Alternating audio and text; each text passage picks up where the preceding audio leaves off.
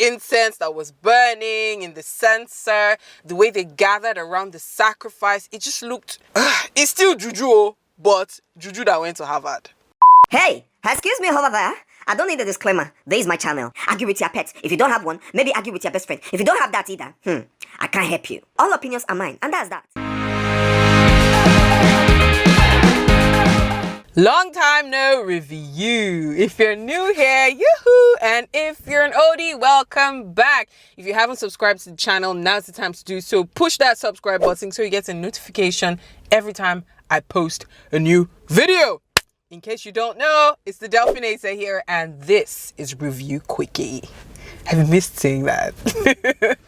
Let's talk about Living in Bondage, Breaking Free. First of all, who saw Living in Bondage 1? This is the movie that most Nollywood people say is the first Nollywood movie that was ever made, which is not exactly true. I think it was the first straight-to-video Nollywood film. We had old-timers like Adelove, Kunle Folayon's dad, putting out movies at the Penn Cinema and stuff like that. I mean, there was a cinema culture before there was a home video culture in Nigeria, so let's not forget that. Living in Bondage 1 is a 1992/1993 two-part drama that was produced by Okechukwu Ogunjiofor. I remember that name correctly when I was putting out a video about top Nollywood movies to look out for. I'm gonna link that video somewhere there.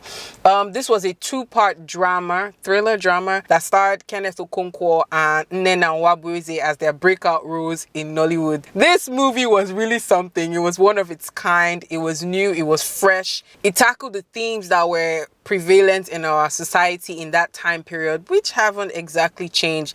They've just taken a different form. Living in Bondage 1 tells the story of Andy, played by Kenneth Okonkwo, who joins a cult and is asked to sacrifice his wife. He eventually kills her, and then her ghost, Merit, starts to haunt him. This movie was something. Now, Living in Bondage 2, aka Breaking Free, sort of starts off where Living in Bondage 1 leaves off. So now the subject is Nnamdi Okeke, who is obviously Andy Okeke's son from Living in Bondage 1. It tells the story of an ambitious young man who wants more out of life. The thing is, he can't afford the kind of life he wants with his current income. An encounter with Chief Ibaka, a family friend with a notoriously dark past, opens the door to all he has dreamt of. But this all comes at a great price that will change his life forever. The movie was directed by veteran actor Ramsey Nouah and written by Nicole, Asinugo, and Obasi. It stars Ramsey Nouah, of course, Kanayo O, Enyinna Nwigwe, Bob Manuel, Isime, Munachi Abii, and the breakout star Swanky JKA. Others inclusive. The movie starts off with this eerie soundtrack, skin-crawling stuff. It's a little kid's voice singing this very ominous tone, accompanied by some chilly piano keys. Like, it was just, it had me at the edge of my seat already. First scene. Another favorite scene of mine was smack in the center of the movie, the ritual scene. Guys, this rituals thing, it has moved from going to kill somebody in the bush to some modernized, sophisticated Illuminati type thing. This is rituals that went to Harvard, guys. Like, the setup of it all, like, that scene really got my attention.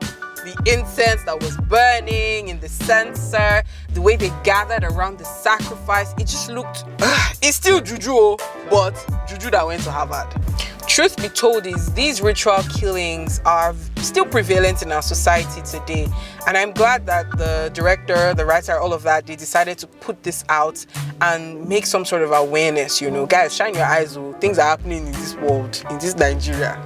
The entire plot was airtight and the pacing was great too. It just showed how great the writing, the directing, and the editing were and how it all came together.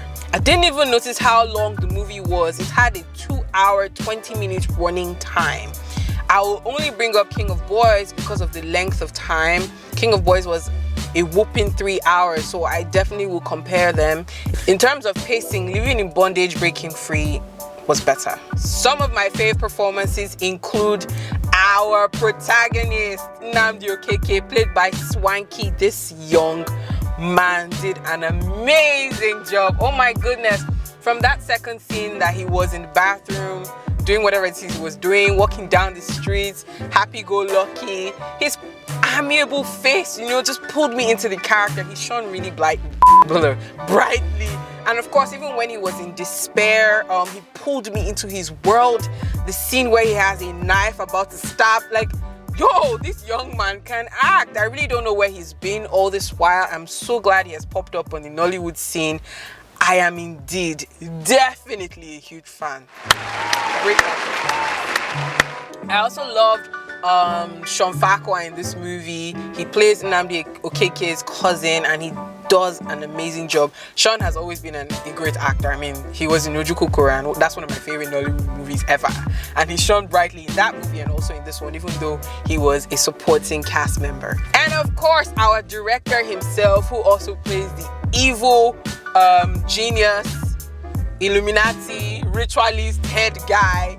He did a great job. It's so good to see Ramsey Nouah step out of the playboy character that we're so used to seeing him play. Like, this was so good. He embodied that evil genius like 100%. Shout out to him as a director as well. This movie is outstanding, guys. Like, there's not so much I can fault, honestly speaking. Shout out to Ramsey Nouah for bringing out the best in all the actors, especially Swanky JKA. Trust me, a good actor is a good actor, but a good director brings out the best from a good actor. So I'm just like, floored. Woo! The choice of locations, the luxurious houses, the jets, the cars, everything screamed luxury. Like, I actually believe that these guys are rituals money rich. Unlike this Nollywood movie, New Money, that it was supposed to be about people who had money. They were calling millions and $billions up and down, but none of their offices, their houses, or their cars reflected that kind of money. So in this case, in Living in Bondage, Breaking Free, I believed that they had money. The picture was crisp. I mean, Nollywood doesn't really have any problem in this department anymore. It's usually the plots that lacks depth. Thankfully, that's not the case for this movie. It had a lot of meat in its plot. I loved some of the up-top, creamy, buttery shots that I saw. Yum, the picture was clear. I loved the tone that was used. Oof, the cinematography just flowed, like, this movie was well put together, guys. Like, I can't even shout. The audio, guys, it was clear and precise. This is something I always pick out in many Nollywood films. There was no generator sound, no shabby ADR. Like, I loved how clear it was. It was top notch. We could hear everything that was going on. The dialogue was clear enough. The music was not overshadowing the dialogue. Like, it was done well. The sound design was so fantastic. The soundtracks were well tailored. Speaking of soundtracks, this movie has a whole album, guys, and I happen to review it with my Grapevine fellow analyst, Chef Jeff. I'm gonna leave a link below for you to check out that video. Make sure you watch it.